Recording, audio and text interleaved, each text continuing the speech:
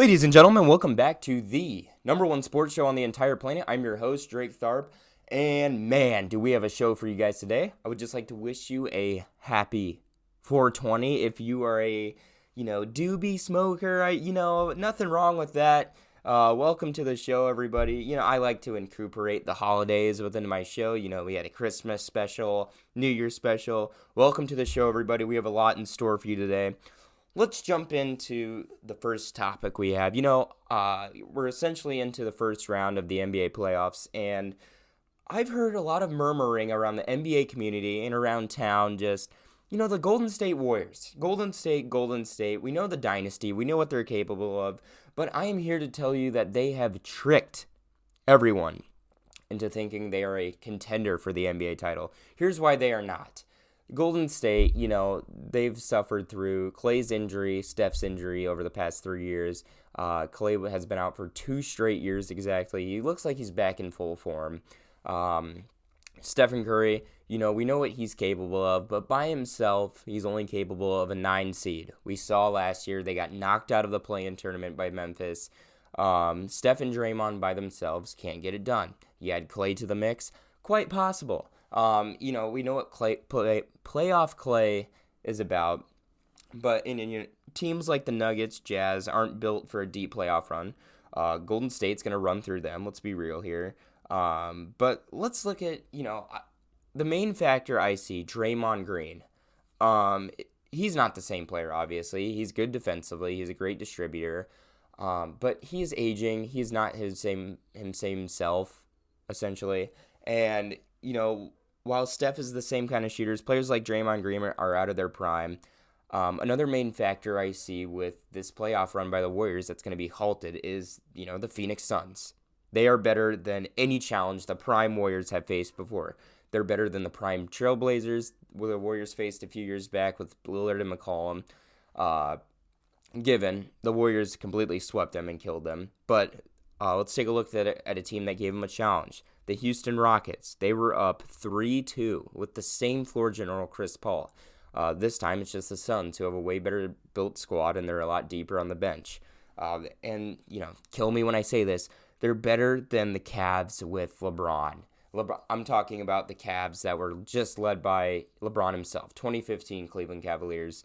I see a lot of comparisons here with the Cavaliers team with Kyrie, LeBron, and Kevin Love. They were the team that ended the Warriors dynasty, and then they had to get Durant, and then they had a cupcake dynasty with 2 straight finals victories. But I just see a better Suns team and a derailing Warriors squad. You're not going to have that Draymond Green who puts up 32 points in Game 7 against the Cavaliers. Draymond's not capable of that. Are we going to see the same Klay Thompson? Are we going to see this? Steph is the same guy, but, those streaky nights, that's one game down. Are you going to have 3 of those in a row? Or are you going to have 4? Especially with a good defensive team like the Suns. They're good in transition. They're good scoring. They're very well coached. I'm taking Monty Williams coaching over, any team that the prime Warriors have faced before. This Suns squad is a lot better than people think, and it's great to have a fever dream or a, kind of reminiscent nostalgia about the Warriors, but they're not that team. The team this year is the Suns. They're way better all around. They have better big man play. They have a better shooting guard. I think, Devin Booker is better than Klay Thompson. I think it's safe to say that right now.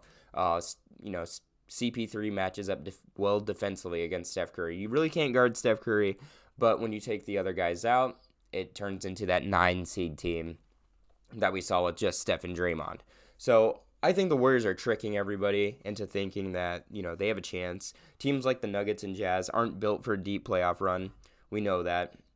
So once they match up with a team that's elite like the Suns, I think it's all game for them. I got the Suns in 5 against the Warriors in the Western Conference Finals. Case closed. Let's jump to a main topic in the NBA community. Jumping over to the Eastern Conference, Kyrie Irving fined $50,000 for lashing out at fans. Personally, I think lashing out at fans can be more of a subjective matter. Putting fans in their place or ignoring it. That's the real question. What makes you a better team player and what makes you a better person? Or, healthy to the basketball team that you're on. With the Nets, with guys like Ben Simmons and Kevin Durant, putting fans in their place might be the better way to go because it's something to adapt to them well and it's something to, have something in relation to. Ben Simmons and Kevin Durant haven't been the most liked NBA players in recent memory. They have also received fines for, lashing out at fans, having a diva-ish personality.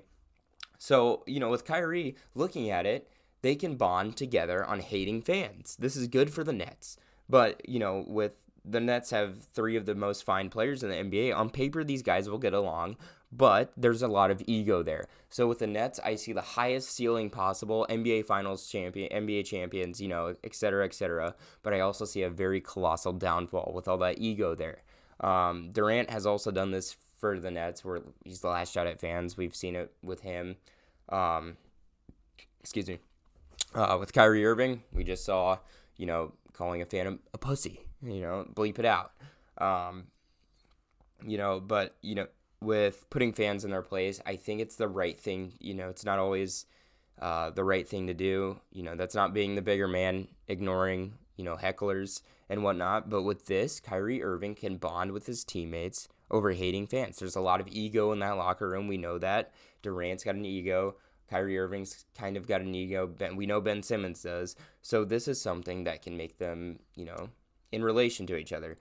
Being the bigger man and ignoring it is probably better on paper for any team, but when you have the superstars of that caliber, something that catches the eye of the media needs to be done, I think. That's why I said this can be it's completely subjective. The bigger thing to do is always ignoring it. In, a job setting with policies, I don't think any job's going to allow you to lash out at someone and call them a pussy or whatever. But with this, that's essentially why he got fined. But with this, I don't think a fine is going to hurt them. I only think it's going to help them in a weird way, if that made any sense at all. But speaking of the Nets, can Ben Simmons save the Nets? The Celtics they've made themselves clear as the best defensive team in the NBA.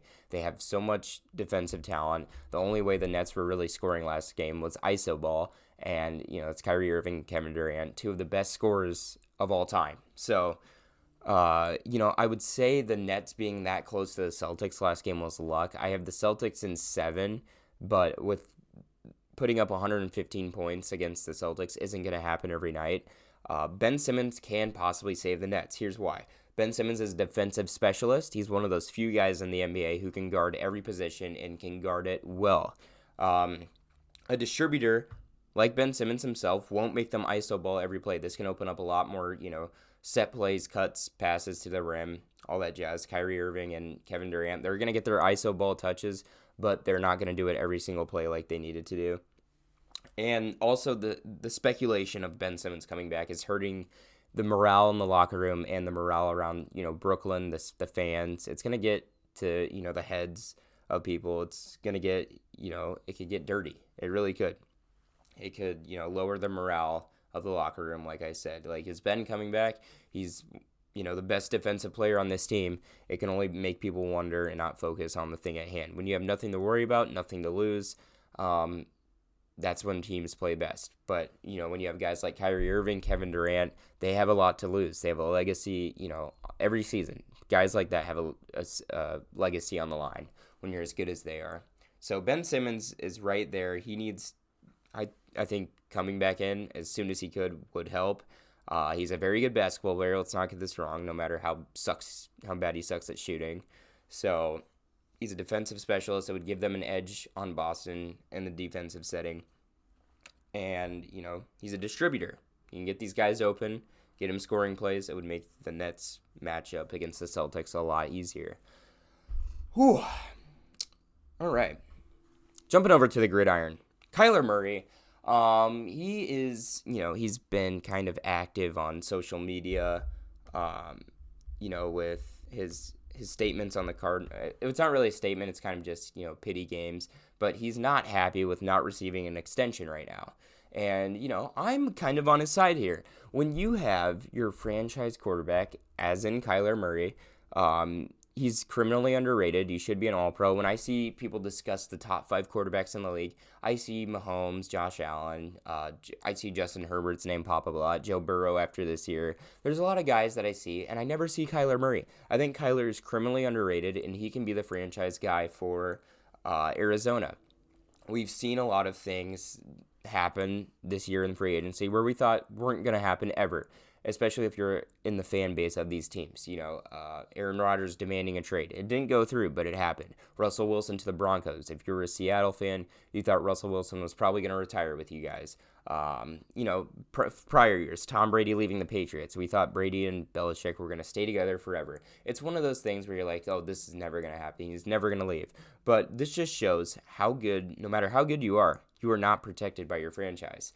And one of the things that the Chiefs have done astronomically well is lock up their franchise. Patrick Mahomes, 10-year, $500 million contract. They're going to be title contenders for the next 10 years. Travis Kelce just got a good contract. They traded Tyreek Hill. They knew they weren't going to have enough for him. They got it done immediately. And that is why they're going to be a successful franchise for the next 10 years, is because they know what they're doing. They know their franchise guys. And they also know who's not their franchise guys. Like, receivers come and go every 5 years. So if you're the Cardinals, secure your players for a winning spot. Kyler Murray is criminally underrated. He is a franchise guy. Get him his contract extension. It's the reason the Chiefs are so good. It's the reason why, the Colts were so good for a while with Peyton Manning. They always had the money they always had him locked up. Same with Brady and the Patriots until, 20 years into him being in the league. So, Kyler Murray's still young. He's going to play these petty games on Instagram. But when you're a franchise, you're going to have to deal with that, and you're going to have to lock him up sooner rather than later. Over back to the gridiron. This is the main event of the show here. Fantasy football is 4 months away, and it's going to come quick.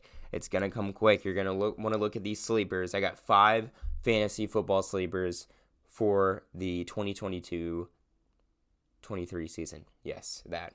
I got 3 receivers here and 2 running backs. Let's jump into it. Number 5, Hunter Renfrow, wide receiver for the Raiders. I'm very high on him after, the Raiders got Devontae Adams, and they still have Darren Waller. Both of those guys are going to be smothered in coverage. This will leave Renfrow open for a lot of catches. If you're in a PPR league, a catch is a point or a half point. So this will get you points. He's going to get a lot of catches, a lot of yards, and he's very good in the red zone. Hunter Renfrow is a guy to watch. A lot of teams are going to sleep on him. He's not a guy you want to look over. Number 4, Amon-Ra St. Brown. The Sun God had an outstanding rookie year, and expect him to shine further with the Lions picking up better weapons. They just picked up DJ Chark. This is going to open up a lot for Amon-Ra St. Brown. They also have an elite tight end, and I feel like teams are going to look over Amon-Ra a lot in coverage, and he's going to get a lot of catches. He had a decent amount of touchdowns last year, and he's going to pick up a lot more yards this year. Number 3, A.J. Dillon. He quietly moved into the starting spot for the Green Bay Packers. Aaron Jones is aging and didn't see a lot of touches towards the end of the year. Expect Green Bay to move along with Aaron Jones sooner rather than later. Expect A.J. Dillon to be in that starting spot. We know Aaron Jones was capable of being a fantasy god the entire year. Like, for the last 3 years, he's been a top guy in fantasy. So the Packers obviously know how to use their running backs, so keep an eye on A.J. Dillon. Number 2, Michael Carter. If you haven't heard of him, he's on the New York Jets, so that's probably why. But the Jets really didn't know a thing about the running back situation last year themselves until they saw Michael Carter on the scene. He was a 600-yard rusher, 4 touchdowns on the scene. Didn't see a ton of, like accolades or anything, but he's the running back 1 heading into the new season, and he's a good target in the receiving game. He had a decent amount of catches for a running back. He put up a lot of 10-plus point games last year. Keep an eye on Michael Carter. And number 1, personally, I think Gabriel Davis. This isn't a name that, a lot of people know, but the man put on a clinic in the AFC divisional game against the Chiefs before the Chiefs got bounced by the Bengals. Gabriel Davis caught 4 touchdown passes, and 4 touchdown passes, and that's not going to go unnoticed by the Bills. They have Diggs, they have Dawson Knox, a lot of guys who, teams like to keep their eye on in the passing game. Gabriel Davis wasn't one of those guys all year, and it showed in the game against the Chiefs. So when teams want to lock up Diggs and, Dawson Knox, guys like that, expect Gabriel Davis to shine through. He's going to put a lot more work in the offseason and become a solid target besides Diggs on that Bills roster. So, those are my 5 fantasy football sleepers, and that will do it for the show. Thank you, everybody, for watching another week of Drake's Corner. Within the next week, I will have a NFL mock draft special for you guys, so stay tuned for that. I'm very excited. It's going to be a fun time. And we are making moves all around. The website is still in the works. It's kind of put a halt, but it's coming.